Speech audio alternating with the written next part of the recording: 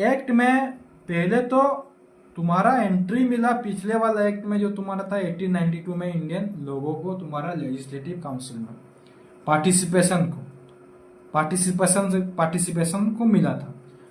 उसका जो पार्टिसिपेशन बढ़ाया कैसे जाएगा वो इस एक्ट में आएगा।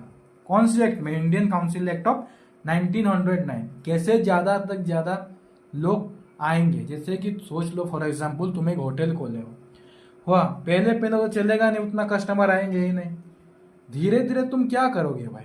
ऐसे करोगे कि कैसे ज्यादातर लोग आएंगे, एंट्री मिलेगा होटल में तुमको, वही सोचोगे ना एक टाइप। वैसे ही तुम सोच लो, पहले जो तुम्हारा था 1892 वाला, उसमें पार्टिसिपेशन हो रहा था कि आ सकते हैं। अभी उनका नंबर कैसे बढ़ाया जाएगा, उनका participation in governments. British control तो करने के लिए लोग चाहिए ना, पार्टिसिपेशन चाहिए। ये था उसका मेजर फीचर कि कैसे इंक्रीज कर दिया जाए, increase in participation of Indian member in government in legislative council. Participation of Indian member in governance, ये था उनका मेजर फीचर्स था इस एक्ट का। समझ में आ रहा है? तो भाई बात तो फिर वही, अगर पार्टिसिपेशन, अगर लोग घुसते आएंगे तो लेजिस्लेटिव काउंसिल को तो एक्सपांड करेंगे, करना ही पड़ेगा। वही बात है तुम्हारा कि फिर से तुम्हारा क्या हुआ, एक्सपांशन ऑफ लेजिस्लेटिव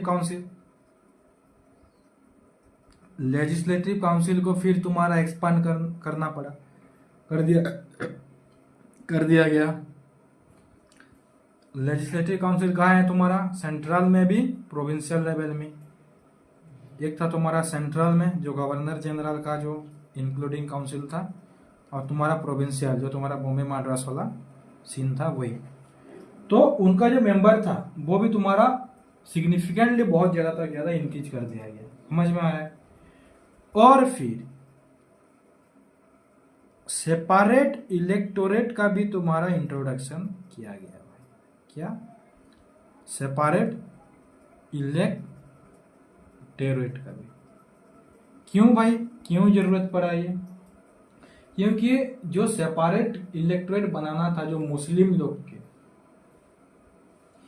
हुआ, वो कराने के लिए। समझ में आ रहा है? एक था तुम्हारा मुस्लिम कम्युनिटी भाई, हुआ सेपरेट इलेक्टोरेट बनाने